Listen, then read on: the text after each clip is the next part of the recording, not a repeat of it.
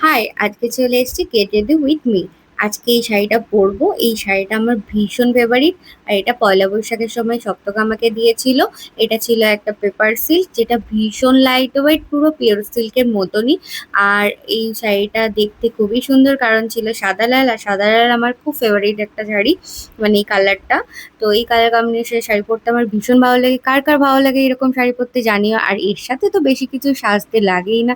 এই লাল সাদার সাথে একটু গোল্ডের জুয়েলারি পরলেই সুন্দর লাগে। তা একটা সিম্পল চেন আর হাতে দুটো চুড়ি আর এইরকম একটা সুন্দর পাশা কানের পরে নিলাম। এই পাশা কানেরটা ছিল আমার মায়ের। তো কেমন লাগছে জানিও। পাশাটা দেখো, এই দেখো পাশা কানেরটা আমার কাছে ছিল, এটা আমি পরেই নিলাম মায়ের। আর আজকে আর বেশি কিছু সাজবো না, তার কারণ যাচ্ছে একটু পুজো দিতে।